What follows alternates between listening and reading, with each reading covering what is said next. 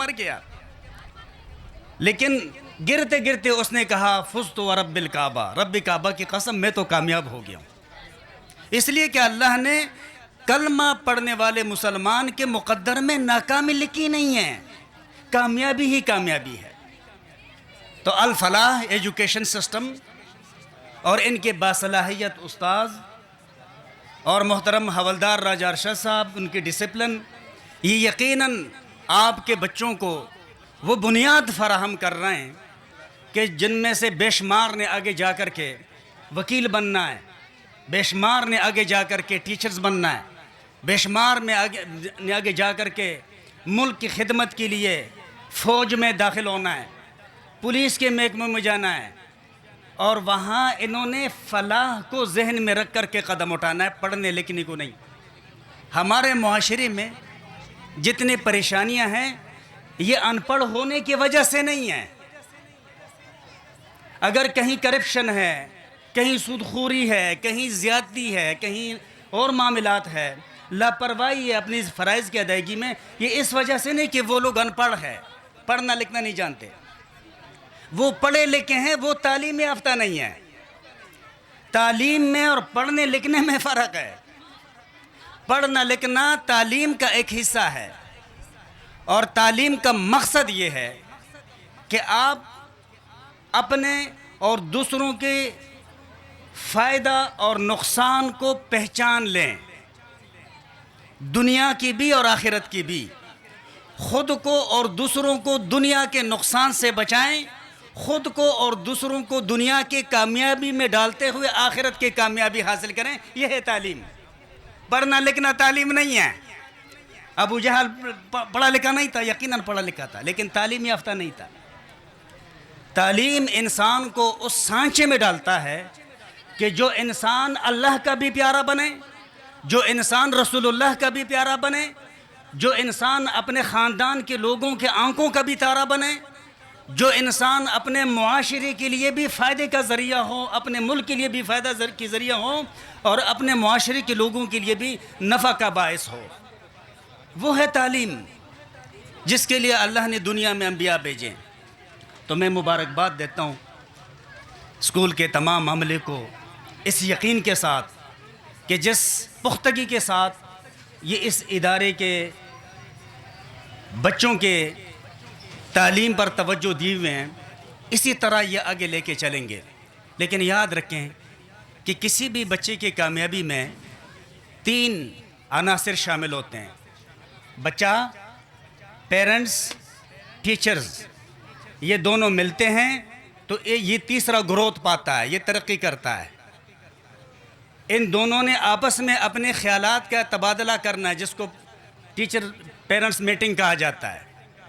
بچے کی کمزوری کیا ہے، بچے کی خوبی کیا ہے، بچے کی نفسیات کیا ہے، وہ ایک دوسروں سے شیئر کرنے ہیں تاکہ وہ دونوں یکسوئی کے ساتھ اس کی تربیت کریں اور یہ آگے کامیابی کی طرف جائیں.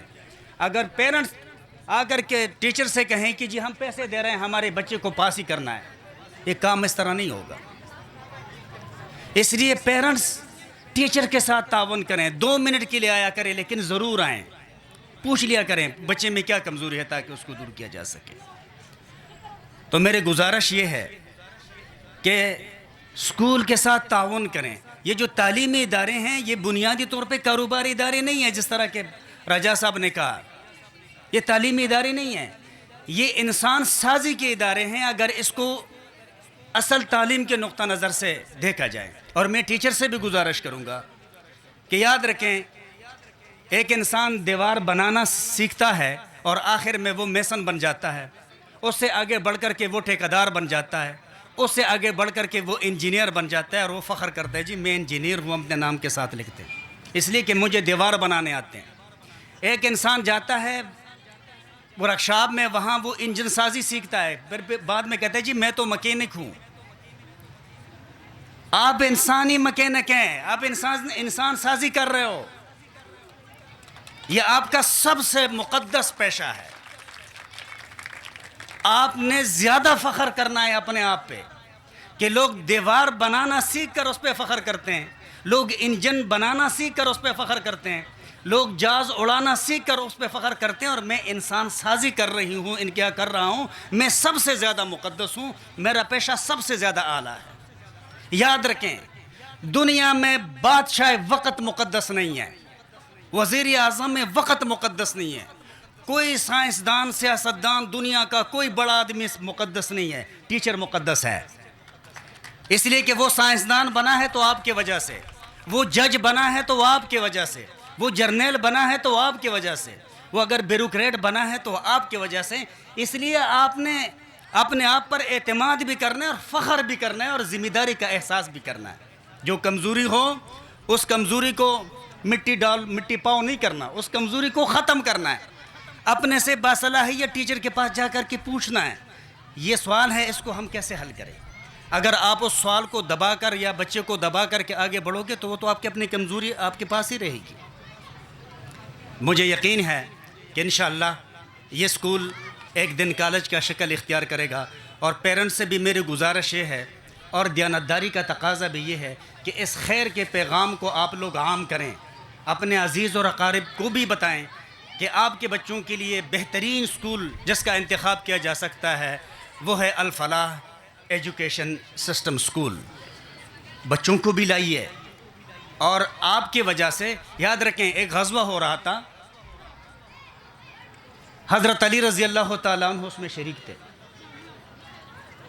تو جب جنگ کی طرف جانے لگے حضور نبی کریم صلی اللہ علیہ وسلم نے فرمایا، علی اگر آپ کی وجہ سے ایک آدمی رائے راست پہ آیا، یہ بخاری کی حدیث ہے، تو وہ آپ کے لیے سرخ عربی اونٹوں کے ملنے سے زیادہ فائدہ مند ہے۔ اگر آپ کی وجہ سے ایک آدمی کامیابی کے راستے پہ آیا، مسلمان ہوا، تو وہ آپ کے لیے سرخ عربی اونٹوں کے ملنے سے زیادہ بہتر ہے۔ اس دور میں کسی کے پاس سرخ اونٹوں کا ہونا ایسا تھا جس طرح کہ آج کے دور میں کسی کے پاس ہیلی کاپٹر ہوتا ہے یا پراڈو ہوتی ہے، اچھی والی، بم پروف، بلڈ پروف، لوگ اس پہ فخر کرتے تھے اس دور میں۔ یہ اس لیے کہ اس ایک آدمی کو آپ لے کے آئے، وہ دنیا کی بھی کامیابی حاصل کرے گا، اس کا خاندان بھی اس طرف آ جائے گا، اور وہ آخرت کی بھی کامیابی حاصل کر لے گا۔ حالانکہ جنگ ہو رہا ہے، جنگ میں تو مارنے کے طریقے سمجھایا جا رہا ہے، سکھائے جاتے ہیں، لیکن اللہ کے رسول نے فرمایا کہ اگر آپ کی وجہ سے ایک آدمی سیدھے راستے پہ آیا، تو آپ تمام بہنوں سے اور پیرنٹس سے میری یہ گزارش ہے کہ آپ الفلاح کے اس پیغام کے لیے سفیر بن جائیں، اپنے رشتہ داروں میں، اپنے پڑوسیوں میں، اور ان کا یہ پیغام جو آپ نے اپنے آنکھوں سے دیکھا کہ یہ کتنے محنت کرتے ہیں اور کتنے مناسب فیس میں بچوں کی تربیت کرتے ہیں، ہمارے دعا ہے اور انشاءاللہ ہمیں یقین ہے کہ یہ اسکول ایک دن کالج بنے گا۔ میں تمام پیرنٹس کو اور پیرنٹس کے ساتھ ساتھ اسکول کے تمام عملے کو، خاص کر کے ٹیچرز کو دل کی گہرائیوں سے مبارکباد دیتا ہوں۔ بہت بہت شکریہ۔